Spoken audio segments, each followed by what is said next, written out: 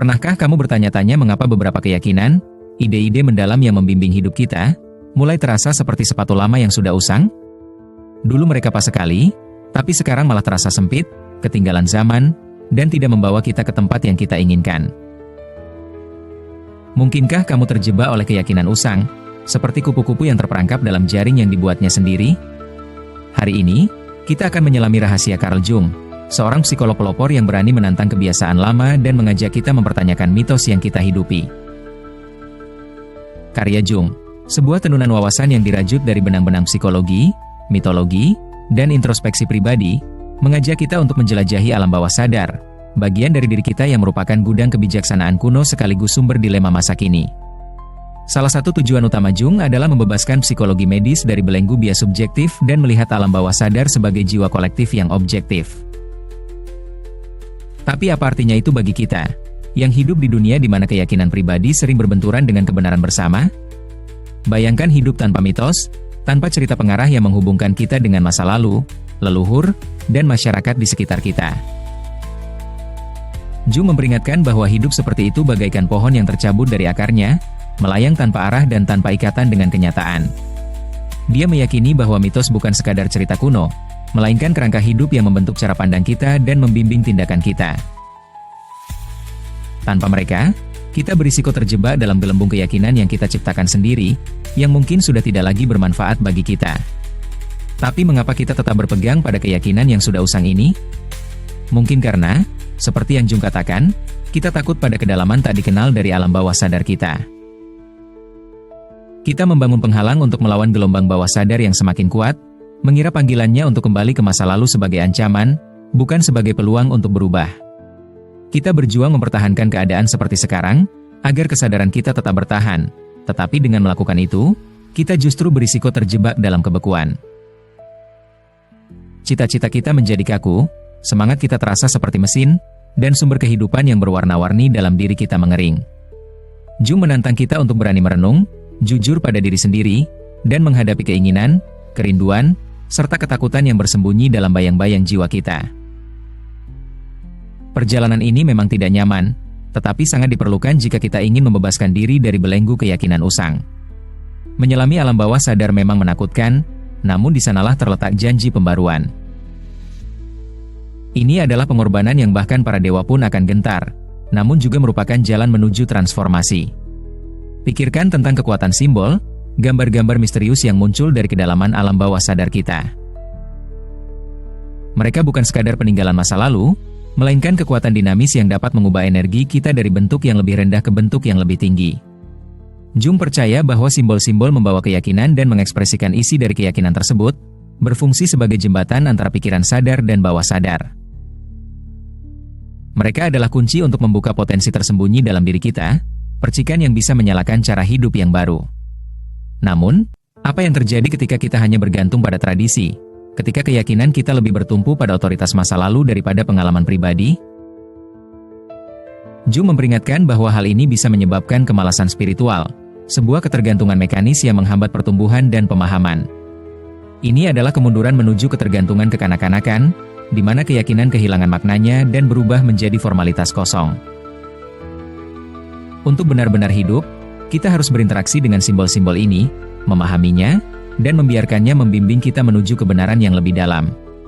Pandangan Jung mengingatkan kita bahwa ilmu pengetahuan, seperti halnya kehidupan, bukan tentang berpegang pada kebenaran mutlak, melainkan tentang menjelajahi kemungkinan-kemungkinan, meskipun ada risiko kesalahan. Adalah kewajiban moral bagi kita untuk membuka diri terhadap kritik, mempertanyakan asumsi kita, dan mencari pemahaman yang lebih dalam tentang jiwa. Karena jiwa, yang akarnya telah menjalar jutaan tahun ke belakang, adalah satu-satunya yang benar-benar mengalami kehidupan. Ini adalah lensa yang kita gunakan untuk memandang realitas, dan lensa ini dibentuk oleh arketipe, simbol-simbol universal yang menggema melintasi budaya dan waktu. Arketipe ini bukanlah sesuatu yang statis, mereka adalah elemen dinamis dari jiwa yang menarik dan mengubah isi pikiran sadar kita.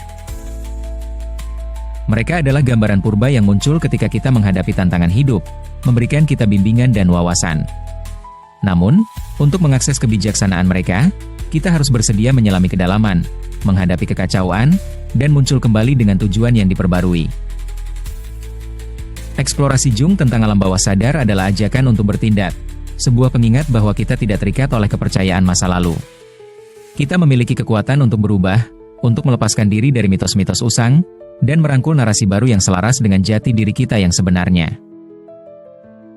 Ini adalah perjalanan yang membutuhkan keberanian, introspeksi, dan kesiapan untuk merangkul hal-hal yang belum diketahui. Jadi, apakah Anda siap untuk mengungkap rahasia Jung dan membebaskan diri dari penjara keyakinan usang? Apakah Anda siap untuk mempertanyakan mitos-mitos yang Anda yakini dan memulai perjalanan penemuan diri? Jalan ini mungkin penuh tantangan, tetapi hadiahnya sangat berharga. Hidup yang autentik, penuh makna, dan terhubung dengan kebenaran mendalam yang menyatukan kita semua.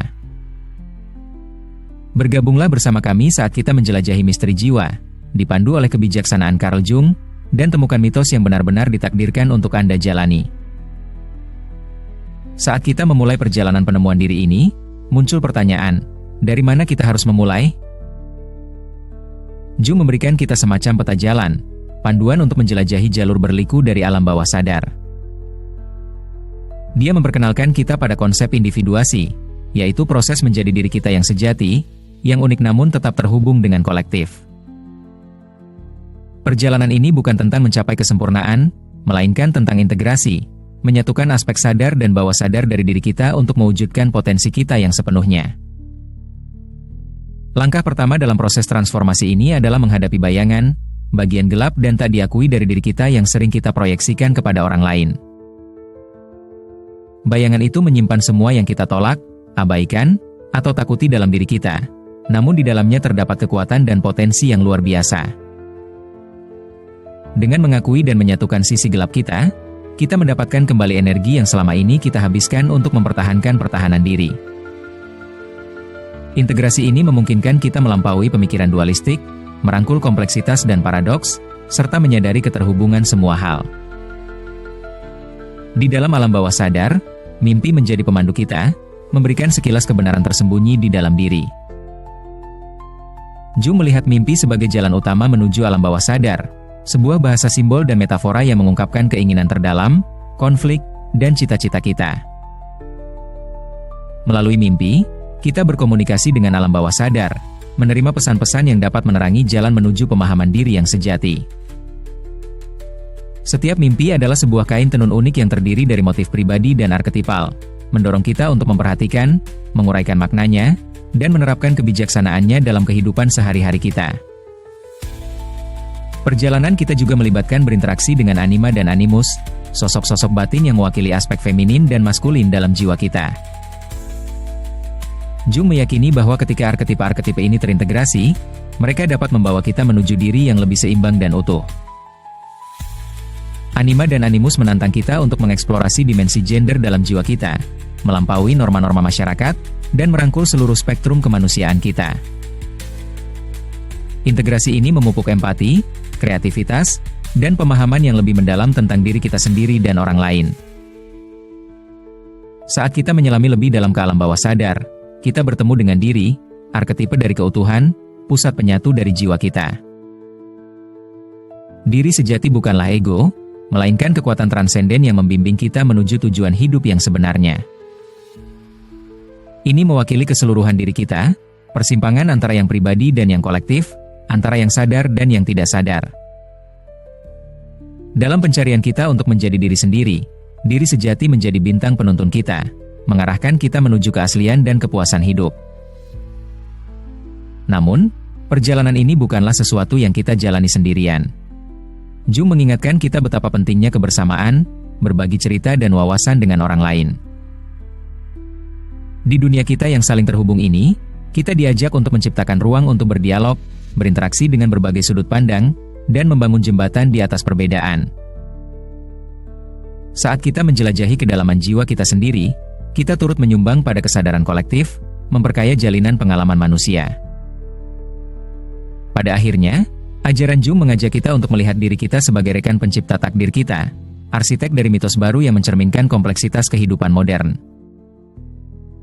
Dengan melepaskan batasan dari keyakinan usang, kita membuka diri pada kemungkinan tak terbatas, menciptakan kisah yang menghargai keunikan kita sambil menghubungkan kita dengan yang universal. Saat kita berada di ambang perubahan, Mari kita dengarkan seruan Jung untuk berani menjelajahi yang tak dikenal, merangkul kebijaksanaan dari alam bawah sadar, dan menjalani hidup yang penuh makna dan tujuan. Perjalanan ini mungkin berat, penuh tantangan dan penemuan, namun ini adalah ziarah suci menuju esensi diri kita yang sejati. Mari kita mulai.